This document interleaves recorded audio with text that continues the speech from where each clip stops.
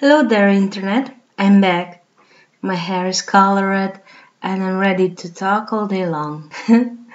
So, it's been about a week since I've taken my Ritalin. I have this box still here. My dad was angry, I told him, and he was devastated. He told me that I was different. I didn't feel different. I just felt that I can speak fluently and was more concentrated and wasn't angry. He told me I was different, but I don't know what he saw. So I don't see a problem actually, because as I can feel these feelings inside me, I feel that I feel great actually. I do have a crisis. I do have some troubles. Right now I have diarrhea and weight loss. I lost about 5 kilograms in 2 days. It's not quite good for the health.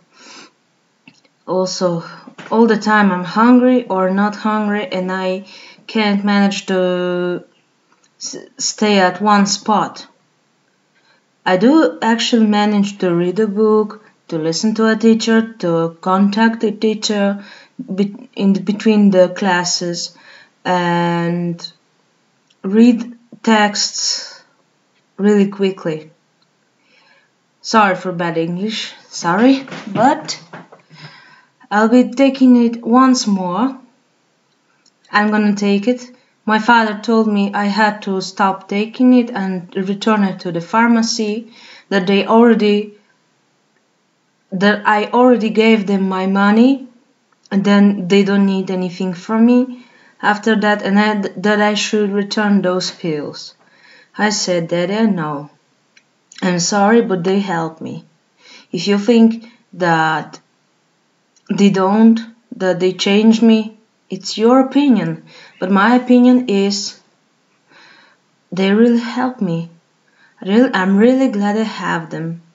I hope I will have them further, and they make me kinda happy. If I don't take them, it makes me a little bit stressed, because I feel that, because body needs chemistry. And if I take it, I calm down. I actually manage to sleep very well, so that's a good thing. I sleep very well, and I can sleep as long as I want. I don't have a problem with sleeping, even on those Ritalin pills. I don't have a problem sleeping. So before videos, I was talking about those things that I had when I first took it. It was a few years ago when I first got it. My mother was devastated. My father knew what I was taking, and they were all angry at my psychiatrist. And they wanted to sue the doctor, who actually wanted to help me. I don't know why people are so raged about Ritalin. It's not for everybody, but for some people it's necessary. And some people can't do things without them. Some people have to take it so they can do. But I couldn't do much things. Like, I was reading a book, then suddenly was distracted by something else. I was like looking in the window. Oh look, a rocket. A plane. Oh wait, there's something noise coming there, and I was like all distracted. And my father blames them that I have problems, physical problems because of them, like weight loss or something, but I don't know. It could be anything. But I really love my hair color. My mother painted and make it look beautiful. Thank you, mother. I'm glad you do it, but even if you watch this, I'm sorry that you have to know that I'm taking those pills.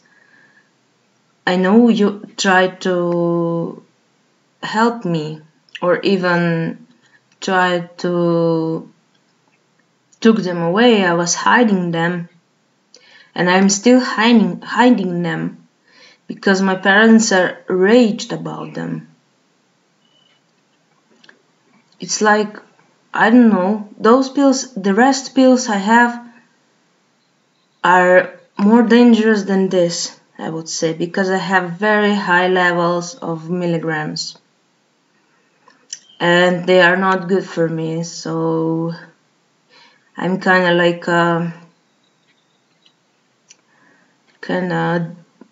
addictor or have addiction and have a problem with it. I used to take it more than was prescribed. Like if I had prescribed Loquine, that's been was like prescribed 2 milligrams per day, I would took them 800 milligrams on day. So that's how I got to high levels. I was like taking more, and then I took dosages that were illegal. I mean, that are not good for you, but I kinda stuck to it, so I stuck on it, so I have to take them right now and slowly reducing them. Also, I would tell you that I mentioned that you can be angry if you take those pills, and have some problems. But I don't have any much problems, except there is a problem with paranoia. I'm really paranoid. I have a feeling my phone is filming me, someone is looking through it and filming it, and always have to put in order if I want to lie to something or have an excuse. I hide things. I'm afraid that someone follows me, and I had it before, and it was not pleasant. So I'm not angry at all, and they don't make me angry anymore. They used to when I first took them, then I stopped. I became normal, and after that I had few psychotic episodes. After that I settled down, stopped taking alcohol, and stopped taking real drugs, and stick to the pills that still make me drug addict. And I try to win. I'm already half year without a hospital. The hospital is like my second home. I used to go there for about very long time, like 3 months, 4 months, or 1 week at least. And now I'm more than half year clear. So that's a achievement for me. And I'm kinda saying goodbye to the old life. And what I'm gonna do, I'm gonna continue to live. I'm not gonna try to do something. I'm really trying to, if there's any anger or anxiety, to release it and then come back to the real girl, the real life. It's very hard if you have hallucinations because you don't know that people said it, or you just not imagine it, but It's real or it's not real. Did you saw that, or did you just thought that you saw that? And it's complicated. If you want to acknowledge which one is a hallucination, which one not, like if someone tells you, hey, you look ugly, and you just ask yourself, did he just turn the random people tell you things that are not relevant for the time you're in? It's like suddenly someone tells you go hang yourself and then turns back. I just don't know, it's real or it's not. So I usually try to ask person, but they were like, what? They were like scared of me when I told them, and I kind of shut down after that. But it's like, if I see 5 fingers, I see 5 fingers. If I see 7 fingers, I count them down till I feel that they're all just 5 fingers. And if the voices, I look around if somebody's there making a noise. If there's nobody except me in the room, that's a hallucination. And that's how I recognize it and try to eliminate it and stay calm. The important thing, you have to stay calm. Even though it's scary, you want to cry, you want to kill yourself, you want to stop this. You can't just stop this. You can't just stop it. So you have to stay calm, stay in real life as long as you can do it, and try to ask yourself what you can do right now and what would be the option to turn them off. Like, I don't know, go outside, go past them, and if they attack you, you should like protect yourself, because you never know what's real or not. And when you see like a dead parrot or dead mice on the floor that came alive and attacked you, you should try to think more like other people think. Like, there's no chance that the dead mouse can revive herself after being run over by the car, but for you it's a real thing. It's very hard to distinguish what's normal for people and what's the other world, I would call it. And I really recommend to be calm, to try to reason with it, and to try to explain everything what's happening. Try to explain it like normal people feel and do and judge, because it's very hard to understand. Because it's like, if you believe in ghosts or if you see ghosts, you heard of ghosts, but the ghosts for you are real. The other who told you they saw them, they may be lying, or they just really saw them. Because looks like if there's someone saw a soul, there has to be somebody who saw it for real. Maybe not in this century, but earlier. And there are like normal people think, if the mice is run over by the car, no chance for revival, and you have to take it for advice. Like, okay, this mouse came alive and attacking me. In the real life, she's dead. It's just a hallucination. You have to acknowledge that this is hallucination. If you don't acknowledge hallucination, you can lose your mind, and that's really bad thing.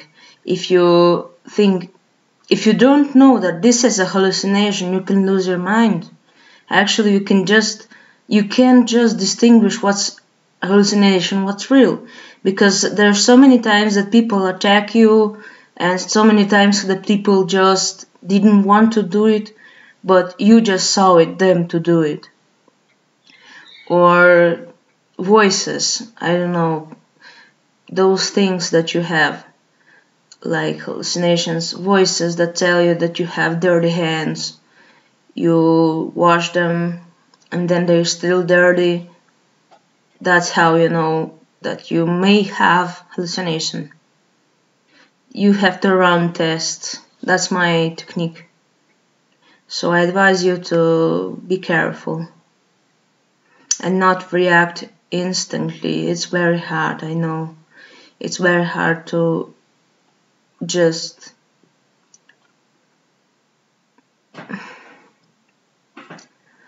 I had it for a long time, and now it's a little bit easier to live with it, but it's still scary, and those pills a little bit uprise it.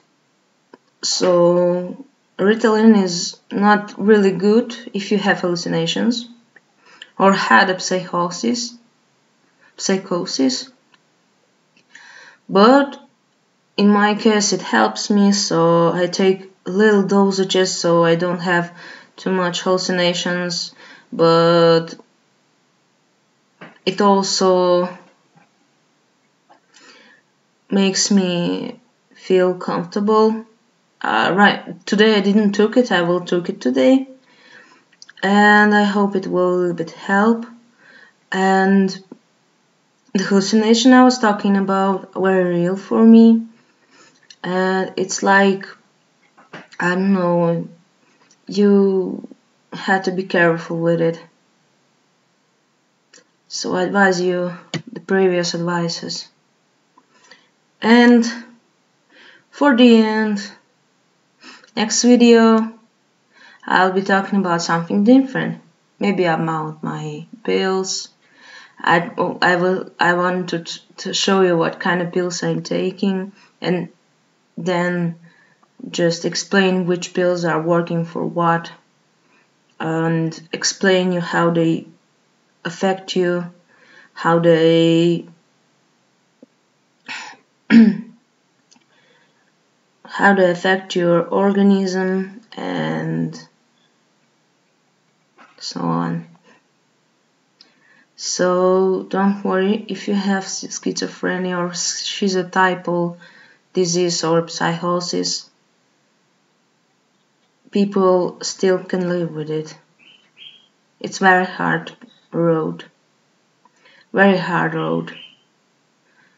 But there's a chance to lift your head from the bed. And for now,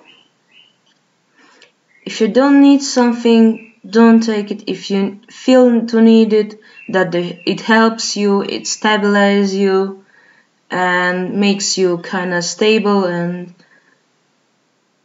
happy at some kind, and doesn't, I lost my words. I'm really confused right now. I was talking about take if you need, and if you know that it will help you, you may take it, but not, I mean, you don't have to, but you may take it that way. So for now it's enough for the video. It's been 20 minutes long, so I have to say goodbye. Thank you for listening. See you next time.